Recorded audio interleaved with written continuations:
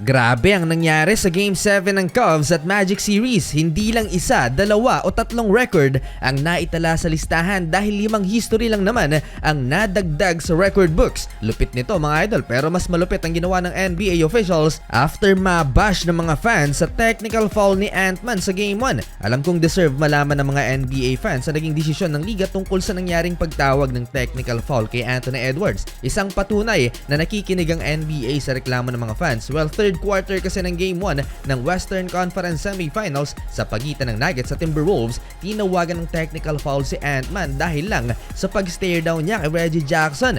Kahit si Edwards nagulat sa technical foul na ipinito sa kanya dahil masyadong soft ang ginawa niya para makakuha ng ganung foul. Marami naman talagang gumagawa nito sa NBA at talagang si Edwards pa ang naswertihan. Dito pa sa playoffs nangyari, isang araw matapos ang pangyayaring yan ay heto at naglabas ng official statement ng liga na binabawi na nila o kinakancel ang technical foul na yan kay Anthony Edwards. Sa mga hindi nakakaalam, big deal pa rin kahit playoffs ang technical fouls dahil kung maka 7 tech ka sa postseason, automatic may 1 game suspension. Ayon yan sa official rules ng NBA. Pero if ever na nanalo yung Denver sa Game 1 ng 1 point lang mga idol, naka-apekto pa sana sa resulta ng laban yung technical free throw na yon. Move on na tayo sa Game 1 ng series na yan at pag-usapan ng kaisa-isang Game 7 ngayong playoffs sa pagitan ng Cavs at Orlando Magic.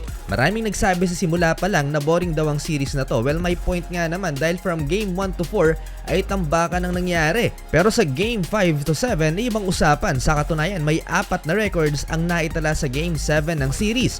Unahin na natin ang Game 7 history na naiset noon ni LeBron James dahil sa listahan, sinamahan na siya ni Paolo Banchero bilang second player at the age of 21 and younger ang nagtala ng 20 plus points in a half. 24 points ang naitala ni Banchero sa first half mga idol at sa total nagtala ito ng 38 points, 16 rebounds sa Game 7. Siguradong future is bright for this young kid. Masyadong bata pa naman ang roster ng Magic, kailangan pa talaga nila ng playoffs experience. Pangalawa sa record ay ang ginawang 39 points ni Donovan Mitchell. Hindi yan ang history dahil ang total points nito sa Game 7 at 6 ay 89 points mga idol. Huling nakagawa ng ganyang numero sa playoffs ay si Allen Iverson na may 90 points naman noong 2001 Conference Finals sa pagitan ng Sixers at Milwaukee. Nakapasok noon sa finals ang Philly pero natalo naman ng Lakers ni Kobe at Shaq sa Finals 4-1.